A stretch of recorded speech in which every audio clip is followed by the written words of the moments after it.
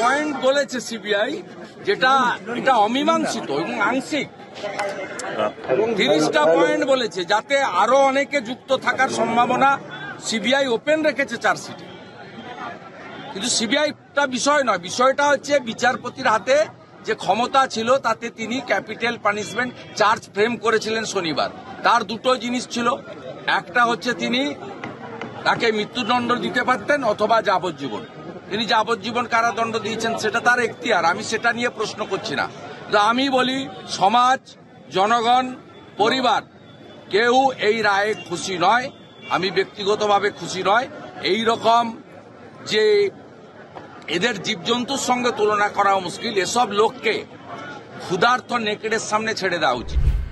বিচার হলো, সবই হলো, মানে বলে না যে আলো জ্বললো, বাজনা বাজলো, কিন্তু কাজের কাজ কিছু হলো না। সেই রকমই আমার মনে হচ্ছে সবই হলো, কিন্তু একটা অতৃপ্তি যেন, মানে অসন্তুষ্টি আমার নিজের ব্যক্তিগতভাবে তার থেকে বার হতে পারছি না। আমার মনে হচ্ছে যেন যেটা আমরা আশা করেছিলাম সেটা ঠিক হলো না।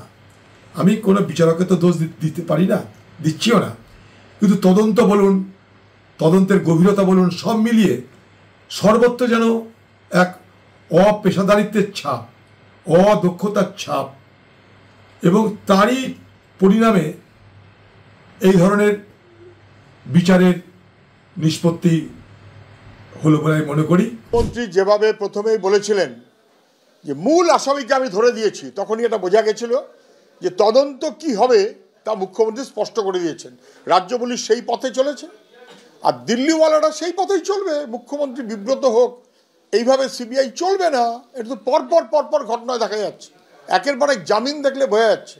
সেটিং বেঙ্গল, সেটিং বেঙ্গল, এটা যারা বুঝতে পারেননি এতদিন, তার এখন স্পষ্ট হচ্ছেন সেটিং বেঙ্গল মানে কি। মমতা ব্যানার্জি একজন যোগ্য শাসক, আমি যেন বলি যে এত বড় ঘটনাকে চাপা দিয়ে নিজের লোকেদের বাঁচিয়ে নিলেন, কারো গায়ে হাত লিখতে দিলেন না। সেই জন্য ইতিহাসে তার নাম লেখা থাকবে যে কত চোরকে, কত ধর্ষককে, কত প্রতারককে, ডাকাতকে উনি বাঁচিয়েছেন। এই জন্য তার ইতিহাসে নাম থাকবে, আর কোনো কারণে কেউ মনে রাখবে না।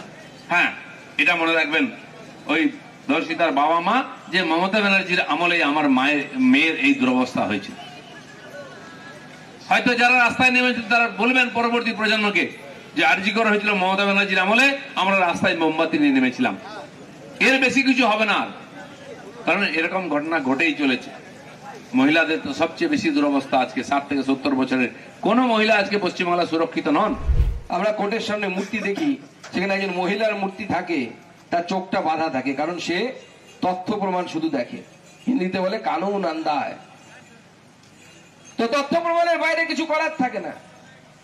5 দিন পরে সিবিআই এর হাতে যে সমস্ত তথ্য প্রমাণ তুলে দেওয়া হলো, তারপর এর থেকে বেশি কিছু আশা করা যায় না।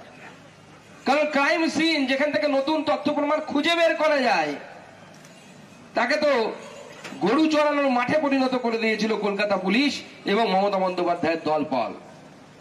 সেখানে উকিল থেকে শুরু করে, ডাক্তার থেকে শুরু করে, ছোট ডাক্তার, বড় ডাক্তার, মেজো ডাক্তার, যারা তৃণমূল কংগ্রেস করে, যারা কুকুর বিড়ালের ডায়ালাইসিস করে হসপিটালে, সেই টাইপের সমস্ত ডাক্তার, তারা ঘুরে বেড়াচ্ছিল, চড়ে বেড়াচ্ছিল কুকুর বিড়ালের মতো ওখানে।